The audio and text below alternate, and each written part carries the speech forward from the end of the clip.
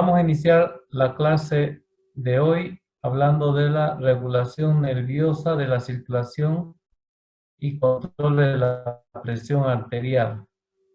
Como todos sabemos, el sistema nervioso central y el sistema endocrino regula las funciones y actividades de todo el cuerpo, de tal manera que cuando hablamos de regulación de la circulación sanguínea, cuando hablamos regulación y control de la presión arterial, entonces el sistema nervioso no está tan exento de aquello. Por ello es que en este tema vamos a ver algunos aspectos que están relacionados con el control del sistema nervioso de la presión arterial.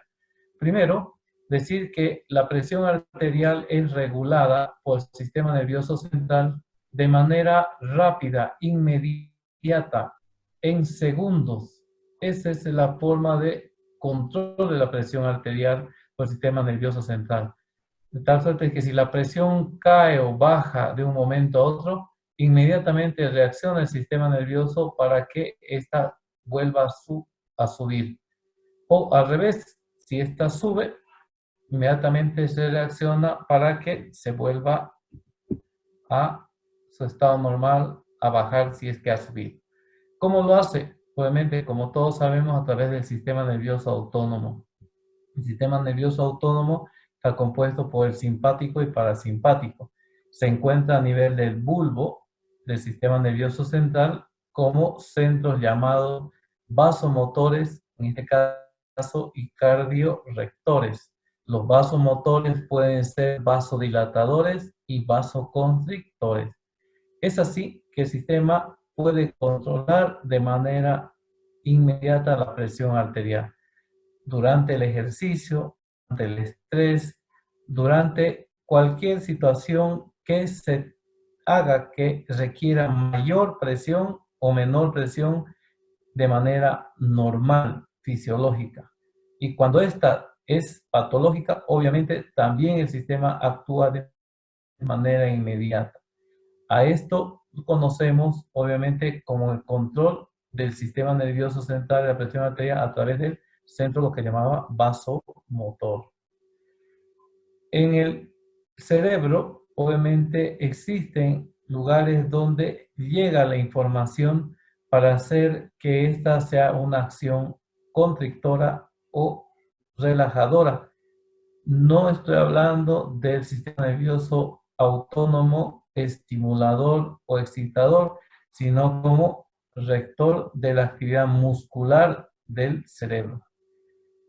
Otra cosa muy importante es ver las características, cómo es que el sistema nervioso controla la presión arterial a todo nivel y obviamente a nivel de los músculos y a nivel de todo el organismo. ¿Cómo lo hace? Vamos a hablar de un término que es tema de otro título, el gasto cardíaco. Gasto cardíaco es vital para que haya la presión arterial. Todo esto también es importante, como decíamos anteriormente, el sistema autónomo, nervioso autónomo, regulado por simpático, también está junto a él los centros, los centros respiratorios. De que cuando la presión baja o la presión sube, las ondas de estímulos de excitación o inhibición del sistema nervioso central, vamos a decir así, las ondas al dispersarse en este lugar también afecta a las ondas respiratorias o a los reguladores de la respiración, que es otro tema que vamos a ver más adelante. A eso llamamos control, obviamente, de la presión arterial y control del reflejo de la presión. Todo esto vamos a verlo más adelante. Muy bien, ¿cómo regula la presión arterial el aparato, el sistema nervioso central? Distribuyendo el flujo sanguíneo, vamos a ver cómo lo hace, cómo es que el flujo puede aumentar o bajar en unas regiones y en otras. Y también lo hace como una actividad no solo de distribución sanguínea, sino también de actividad cardíaca. Por lo que podemos conferir que regula el volumen sanguíneo y regula la actividad cardíaca. Vamos a ver cómo lo hace. Aquí entra una ley que llamamos la ley de Frank y Starling. Cuando hay mayor retorno de sangre al corazón, el corazón aumenta o disminuye si baja la actividad cardíaca. Aumenta la actividad cardíaca cuando llega mayor cantidad de sangre al corazón. Disminuye cuando le llega menor actividad, menor volumen de sangre al corazón. Vamos a ver más adelante, eso también conocemos como retorno venoso y presión venosa central. Decíamos que regula la presión arterial de manera rápida, inmediata. Por eso se llama regulación o control de la presión arterial rápido o a corto plazo. Todo este control es a través del sistema nervioso autónomo, como decíamos. Veamos esta figura. Decíamos que en el bulbo está el centro vasomotor y cardiorector, y obviamente del bulbo sale el simpático y el parasimpático. El sistema nervioso parasimpático que llega al corazón a través del nervio vago, y el simpático que es a través de los ganglios simpáticos que salen de manera paralela en toda la región paralelo a la médula espinal. Entonces, como verán, el parasimpático y el simpático actúan en el corazón, no así en los vasos sanguíneos. El vaso sanguíneo solo actúan los nervios simpáticos, tanto en arterias como en venas. Arterias como en venas. Entonces, si decimos que solo actúa el sistema nervioso simpático autónomo a través del simpático en el vaso sanguíneo, entonces va a depender de los receptores, como han visto capítulos anteriores, que en vaso con un estímulo simpático haga contracción o relajación. Entonces va a depender del tipo de receptor que tenga o la mayor cantidad de receptores que tenga. Entonces sabemos que los alfas son vasoconstrictores y los betas vasodilatadores. ¿Por qué es importante esta parte? Porque al hacer vasoconstricción se modifica un aspecto muy importante que es la resistencia. Al ver vasoconstricción, aumenta la resistencia, y al aumentar la resistencia aumenta la presión arterial. Eso a nivel arterial. Pero a nivel venoso, al haber vasoconstricción venosa, nosotros sabemos que las venas son reservorios. Entonces, al haber vasoconstricción y al ser reservorios, entonces la sangre que tienen como reserva en los plexos venosos que están en la piel, en la pelvis, en el abdomen y además en la parte torácica, en el hígado, ¿no es verdad? En el bajo, hace que aumente el retorno venoso.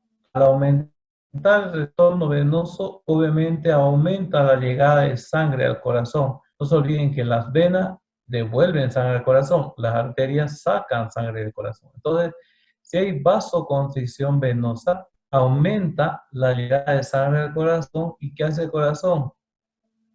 Por medio de la ley de Frank y Starling, aumenta la frecuencia y la fuerza de contracción.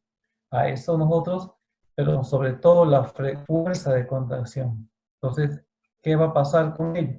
Aumenta la cantidad de sangre que se bombea a la aorta, y por ende aumenta el volumen, y por ende aumenta la presión arterial.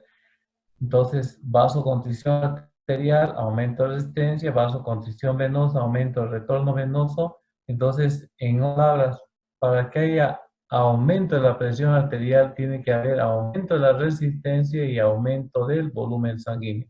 Si baja la resistencia y vasodilatación, baja la presión arterial. Si hay baja cantidad de volumen que llega, disminuye el volumen, baja la presión arterial.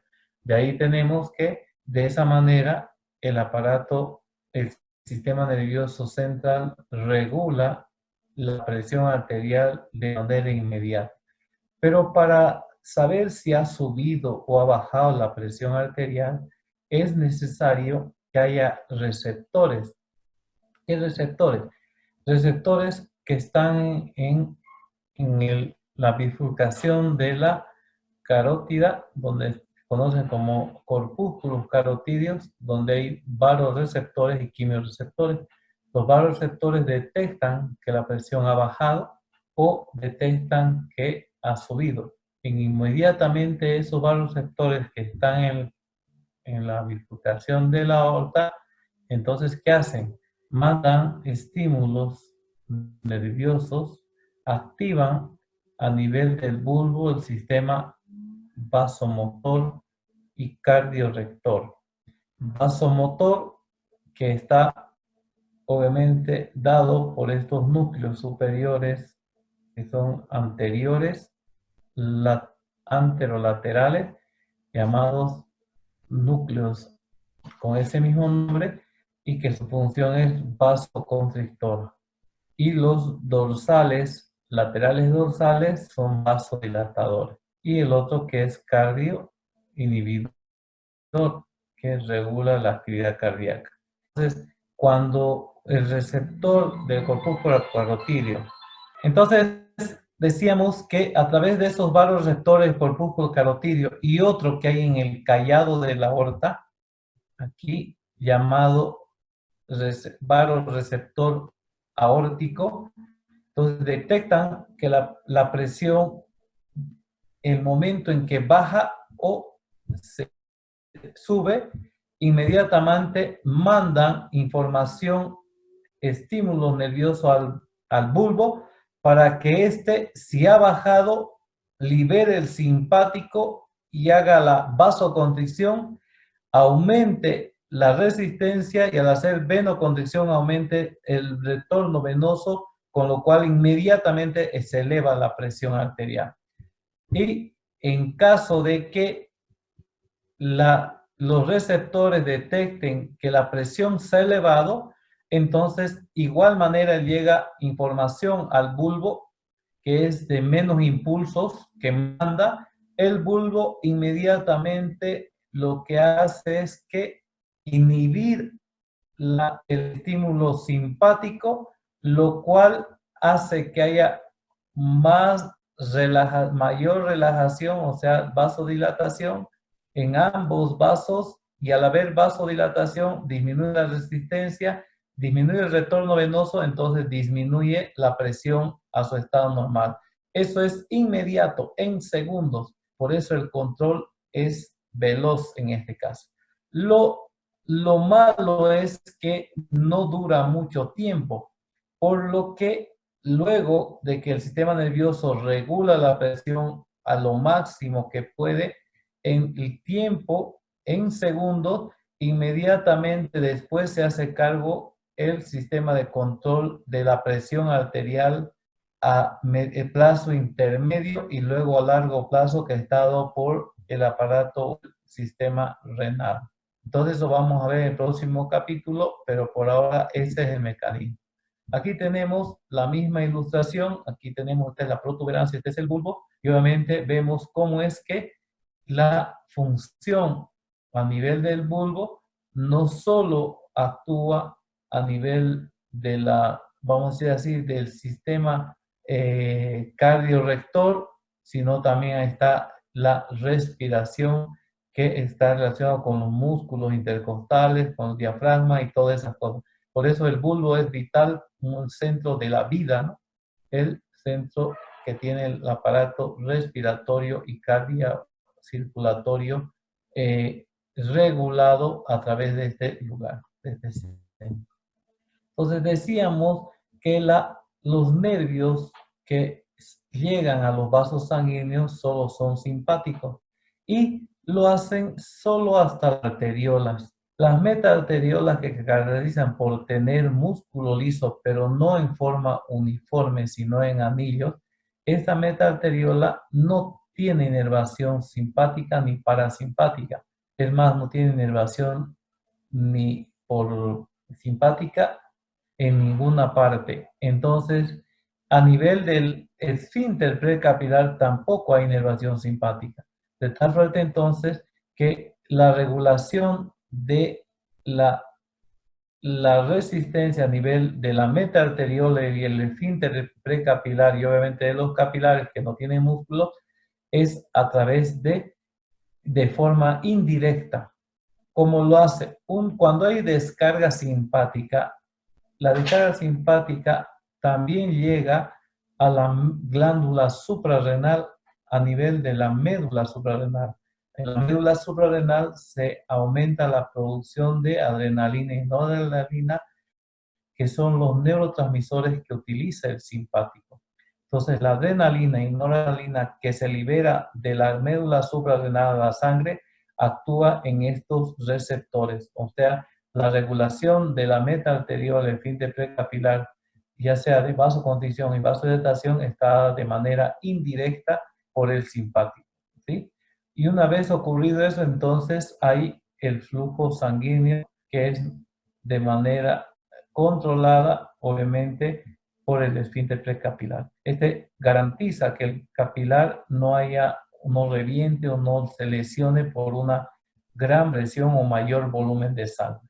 Todo esto es regulado localmente, no es de manera, vamos a decir, sistémica, sino localmente por el flujo de adrenalina y noradrenalina que hay en la sangre cuando llega a los tejidos. Aquí tenemos las células que se nutren del capilar.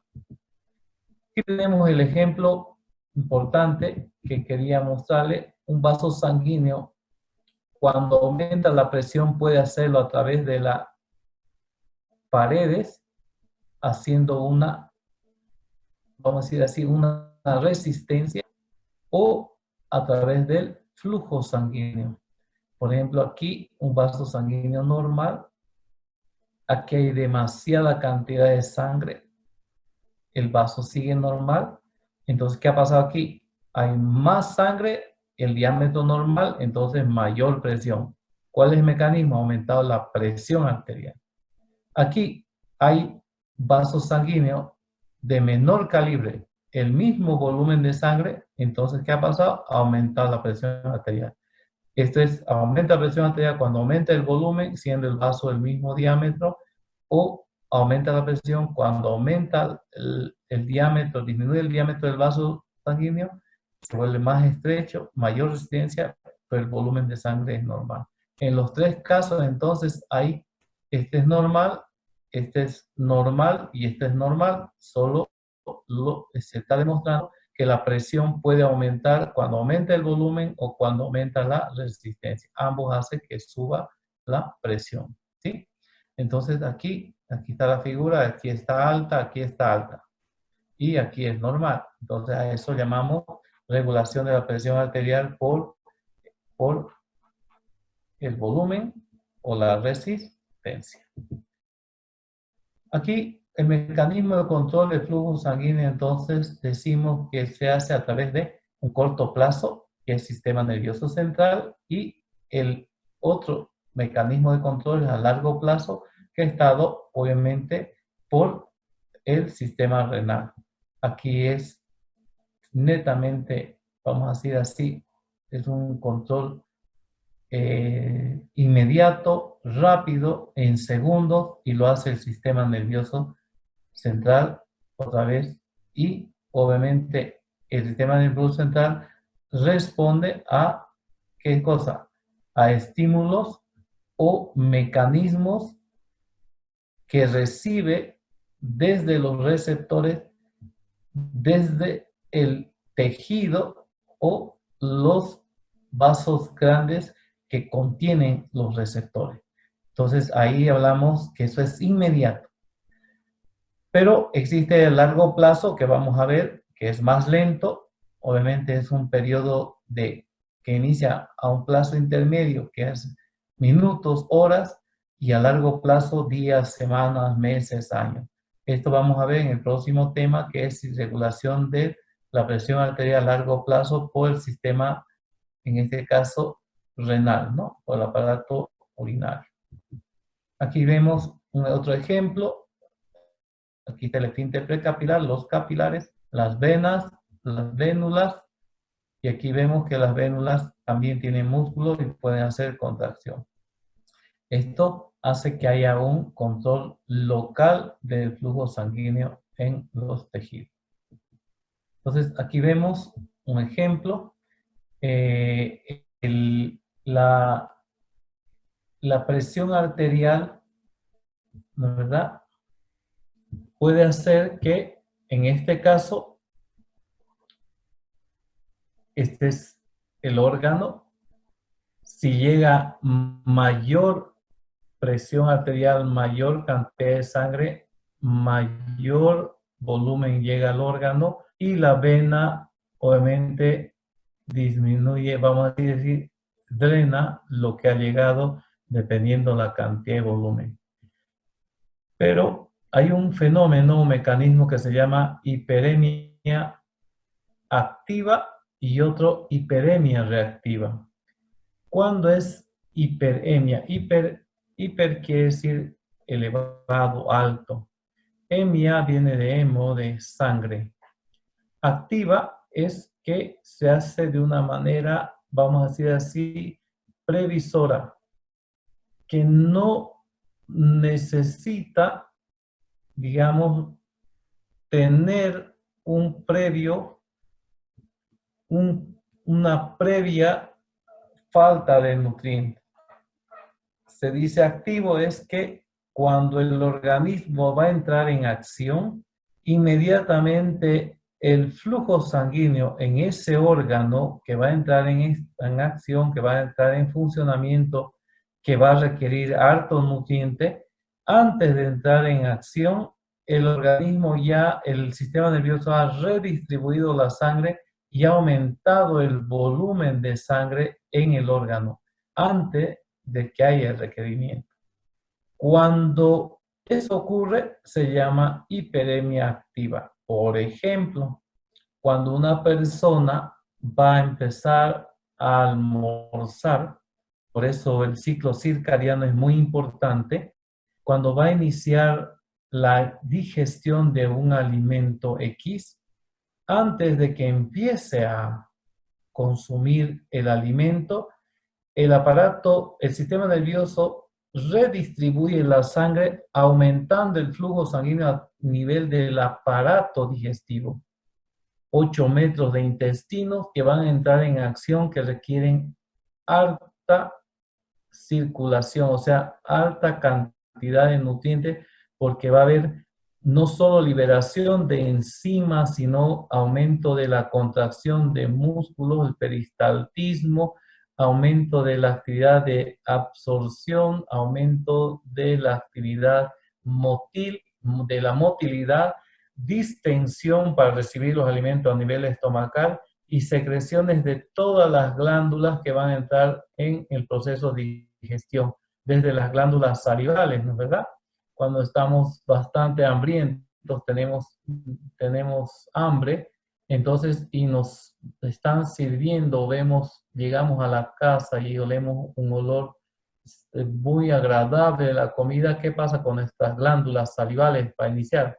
Aumentan el flujo, la liberación de saliva para iniciar la formación del bolo alimenticio. Entonces, eso es muy importante. Entonces, esto aumenta la circulación en gran medida de manera activa cuando el órgano va a entrar en acción. No ha entrado todavía en acción, sino que se provee de nutrientes. Lo mismo pasa en una carrera de competencia, de velocidad. Antes de iniciar la carrera, los atletas, todos sus músculos están aumentados en circulación sanguínea para que cuando inicie la actividad ya puedan arrancar a gran velocidad y mantener el flujo constante hasta que termine la competencia. No así la otra acción que se llama hiperemia reactiva. Esta es activa. Antes que requiera de los nutrientes ya se aumenta en el lugar. La hiperemia reactiva, como su nombre dice, reacciona ante un déficit. Un ejemplo, por ejemplo, les voy a hacer un ejemplo en mis manos. Vamos a hacer un ejemplo en las manos. Muy bien.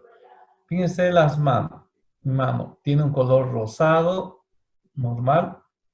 Voy a quitarle el flujo de los nutrientes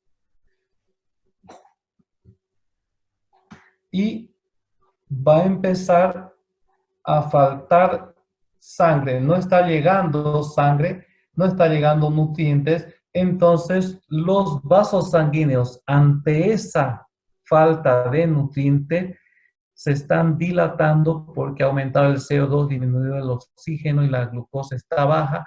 Entonces, los vasos ahorita están redilatados, pero no hay sangre. Cuando entra en ese déficit los tejidos, se produce una gran vasodilatación, preparándose para que cuando el flujo sea restituido, entonces aumente el volumen de sangre y a eso se llama hiperemia reactiva. ¿Qué hemos logrado? Que ante un déficit, el cuerpo ha reaccionado aumentando el flujo sanguíneo. A eso es hiperemia, conocemos como hiperemia reactiva. Entonces, eso es muy importante que tomen en cuenta a la hora de ver cuando un tejido aumenta localmente su flujo de manera inmediata mediante el sistema nervioso, que en este caso la hiperemia activa, y cuando es reactiva es reacción local. Es solo requerimiento local. Aquí tenemos unas ramas o sea, las arterias principales y todas las ramas colaterales y la terminal. Todo esto llega hasta la última célula y la presión va disminuyendo desde las arterias de mediano y pequeño calibre hasta las arteriolas y de las arteriolas a las metaarteriolas y luego al esfínter precapilar y luego los capilares. Aquí vemos como un tejido, ¿no es verdad? Aquí hay un flujo sanguíneo normal, pero hay una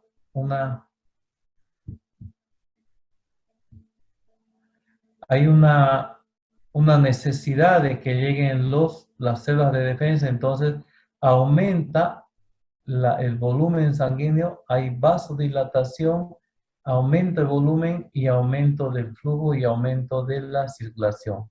Si hubiera aumento del flujo y ahí no hay vasodilatación, obviamente el volumen no hay vasodilatación, entonces aumenta la presión. Pero si hay aumento de volumen y vasoconstricción, aumenta mucho más la presión. Entonces a eso nosotros llamamos un mecanismo de regulación local del flujo sanguíneo ante un requerimiento por una lesión o cuerpos extraños que han llegado a un lugar.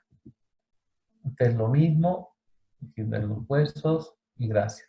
Con esto habríamos terminado entonces la regulación de la presión a corto plazo por el sistema nervioso central y que es en este caso el que regula a nivel sistémico y a nivel local, en tanto que también los tejidos hacen que el sistema nervioso vamos a decir así, se entere de la necesidad, requerimiento tisular y hace que obviamente este redistribuya la sangre para mejorar la circulación en los diferentes órganos que lo requieran. Uno de los principales órganos que el sistema controla y regula y garantiza una circulación es el sistema nervioso central, o sea, el cerebro.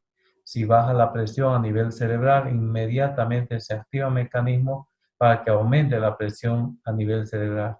porque si esta cae y cae, entonces el paciente entra en estado de inconsciencia y como última instancia, como último aliento de vida, el sistema nervioso a veces cuando la persona tiene una hemorragia aguda severa, o en otras palabras, está entrando en un shock hipovolémico, el bulbo a través del simpático manda una gran descarga simpática, haciendo que el corazón aumente su frecuencia cardíaca, que los vasos periféricos se contraigan para aumentar el volumen del retorno venoso y que prioricen el cerebro.